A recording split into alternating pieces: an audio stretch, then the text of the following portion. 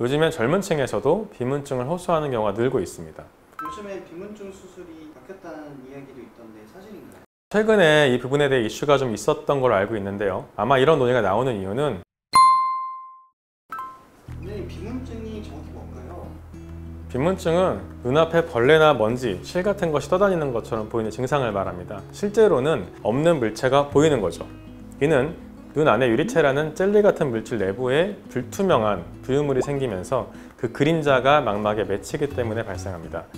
많은 분들이 이 증상 때문에 불안해하시는데 사실 대부분의 경우에 심각한 문제는 아니에요. 다만 갑자기 비문 증상이 심해지거나 시야가 흐려지는 경우에는 망막박리 등의 심각한 질환일 수 있으니까 즉시 안과를 방문하셔야 합니다.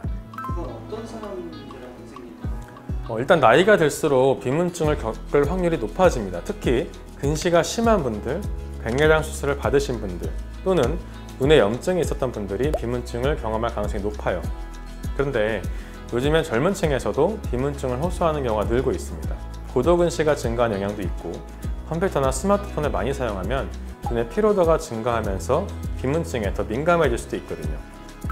시간이 지나면 좋아진다는 말이 있던데 진짜인가요? 사실 비문증은 많은 분들이 나는 파인애플을 먹고 비문증이 없어졌다, 루테인을 먹고 없었다 하시는 분들이 있는데 절대 없어지진 않습니다. 이게 다른 원인이 있다면 당연히 치료를 하셔야겠지만 일반적으로 세월이 가면서 생기는 비문증도 없어지진 않는데요. 많은 경우 시간이 지나면서 뇌가 이 부유물을 무시하도록 적응하게 돼서 초기에는 신경 쓰이던 비문증이 점차 덜 신경 쓰게 되는 경우가 많아요. 제가 경험한 많은 환자분들도 처음에는 매우 불편하셨지만 시간이 지나면서 적응하시는 경우가 많이 있었습니다. 물론 개인차가 있겠지만 보통 3개월에서 6개월 정도 지나면 많이 적응하시더라고요. 비문증을 치료하는 방법도 있나요? 증상이 너무 심하다면 수술적인 방법이 있긴 한데요. 비문증 수술이라면 유리체 절제술을 말하는 건데 눈 안에 유리체를 통째로 제거하고 맑은 액체로 대체하는 수술이거든요. 물론 최근에는 의술과 장비가 발달해서 과거보다 훨씬 안전하고 빠르게 진행할 수 있게 되었지만 모든 수술이 그렇듯 합병증의 위험이 있습니다. 물론 저희 병원에서 이런 사례가 아직까지 없긴 했는데 감염이나 망막박리 등의 위험이 있고 또 이 수술을 하게 되면 백내장 수술을 받지 않으신 분들은 백내장 진행이 빨라질 수 있다는 문제가 있습니다. 요즘에 비문증 수술이 바뀌었다는 이야기도 있던데 사실인가요? 최근에 이 부분에 대해 이슈가 좀 있었던 걸로 알고 있는데요. 아마 이런 논의가 나오는 이유는 일부 의료기관에서 불필요한 수술을 과도하게 시행한다는 우려 때문인 걸로 알고 있습니다. 하지만 현재로서는 의학적으로 필요한 경우 수술은 여전히 가능합니다. 원장님은 비문증 수술 하시나요? 네, 합니다. 하지만 무조건적으로 하지 않고요.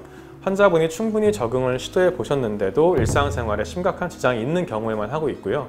보통 3개월에서 6개월 정도 경과를 지켜보고 그래도 증상이 심각하다면 그때 수술을 고려해보자고 제안드리는데 이 과정에서 꽤 많은 분들이 자연스럽게 적응을 하셨더라고요. 그러니까 수술은 진짜 마지막 선택지인 거죠. 비문증으로 고민하시는 분들께 한마디. 단순한 비문증은 대부분 시간이 지나면서 적응이 되기 때문에 너무 걱정하실 필요는 없습니다. 하지만 앞서 말씀드렸듯 다른 안질환의 징후일 수 있기 때문에 한 번쯤은 꼭 안과 검진을 받으시기 바라고요. 적절한 휴식과 균형 잡힌 영양 섭취도 중요하다는 점 잊지 않으셨으면 합니다. 모두 건강한 눈으로 행복한 일상 보내시길 바랍니다. 감사합니다.